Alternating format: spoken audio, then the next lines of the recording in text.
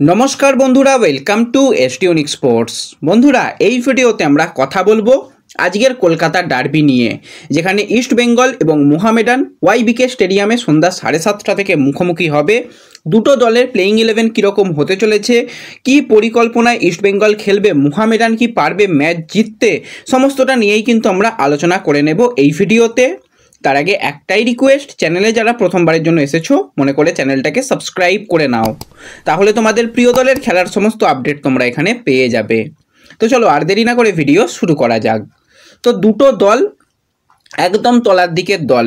আজকে মোহামেডান তারা home match হিসাবে খেলবে। তারা কিন্তু 19 ম্যাচে মাত্র 11 পয়েন্ট পেয়েছে, হারের হ্যাট্রিক কিন্তু করে তারা খেলতে আসছে। ইস্ট বেঙ্গল তারাও কিন্তু 19 ম্যাচে 18 পয়েন্ট পেয়েছে এবং লাস্ট কয়েকটা ম্যাচ সেরকম পারফরমেন্স হয়নি এবং লাস্ট ম্যাচ 3-0 গোলে হেরেছে। কিন্তু আজকে এমন একটা ম্যাচ, সেখানে কিন্তু সম্মান রক্ষার ম্যাচ। ইস্ট বেঙ্গল চাইবে অন্তত 3টে পয়েন্ট পেতে, যদি শেষ কয়েকটা ম্যাচে ভালো কিছু করা যায়, একটু পয়েন্ট টেবিলে যদি ভালো জায়গায় আসা যায়, সেটা যেরকম চেষ্টা থাকবে, মোহামেডানও চেষ্টা করবে সম্মান রক্ষার ম্যাচ, যদি ম্যাচ থেকে পুরো পয়েন্ট পাওয়া যায়। তো অবশ্যই একটা লড়াই তো টক্কর ভালোই হবে, আমরা বুঝতে পারছি। তো এই ম্যাচের কিন্তু স্কোর লাইন প্রেডিকশান তোমরা করতে পারো যে আজকের রেজাল্ট কী হবে। যাদের প্রেডিকশান মিলে যাবে তাদের নাম কিন্তু পরবর্তী সময় ভিডিওতে অবশ্যই শেয়ার করা হবে। তাই যারা যারা ভিডিও দেখবে পারলে স্কোর লাইন প্রেডিকশান করে যেও।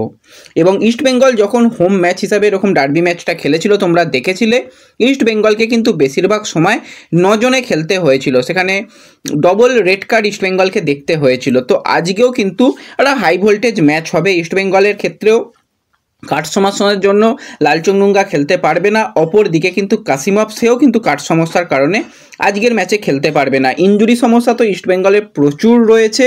তো সেই জায়গাতে যেরকম জিকসান সিংয়ের মতন প্লেয়ার সে ইনজুরির মধ্যে রয়েছে, রিচার্ড সেলিস সেও ইনজুরির মধ্যে রয়েছে, মহেশ সেও কিছুটা হলেও তার ফিটনেস নিয়ে চিন্তা রয়েছে। অপরদিকে মোহামেডানের ক্ষেত্রেও কিন্তু ইরশাদের মতন প্লেয়ার সে ইনজিওর্ড রয়েছে, আরও একজন ইন্ডিয়ান প্লেয়ার মাঝমাঠের সে ইনজিওর্ড রয়েছে এবং তাদের ডিফেন্স লাইনে কিন্তু তোমরা জানো যে বিদেশি ডিফেন্ডার সে তো খেলতেই পারছে না। তো দুটো দল ওই একই জায়গা থেকে শুরু করবে। এবার যদি আমরা প্রথমেই হোম টিম মোহামেডানকে নিয়ে কথা বলি, তারা কীরকম প্লেইং 11 নামাতে পারে।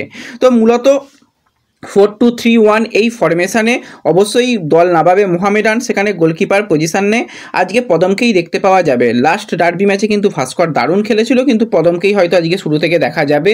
ডিফেন্ডার হিসাবে কিন্তু গৌরব বোরার সাথে ফ্লোরেন্ট ওগিয়েরকেই, সেন্টার ব্যাকে সাইড ব্যাকে জোহালিয়ানা, তার সাথে কিন্তু আদিঙ্গাকেই রাখা হবে। মাঝ মাঠে যদি আমরা কথা বলি, সেখানে কিন্তু মাফেলা রয়েছে, মাফেলার সঙ্গে কিন্তু লালড্রিন ফেলা সেই শুরু করতে চলেছে।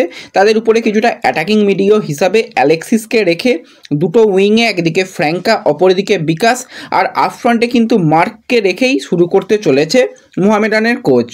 আর অপরদিকে ইস্ট বেঙ্গল কিছুটা তাদের পরিকল্পনার পরিবর্তন আজকে থাকবে।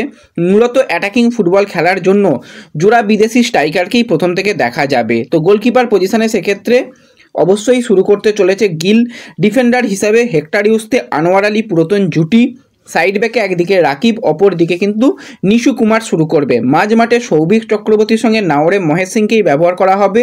যদি কোনোভাবে মহেশ না খেলতে পারে তো সেই জায়গায় একটা পরিবর্তন হতে পারে, নিশুকে মাঝ মাঠে নিয়ে এসে সাইড ব্যাকে কিন্তু সেক্ষেত্রে যে ডিফেন্ডার রয়েছে তাকে খেলানো হবে, অর্থাৎ মার্ক জোথানপুইয়া, মার্ক জোকে সাইড ব্যাকে দেখা যেতে পারে।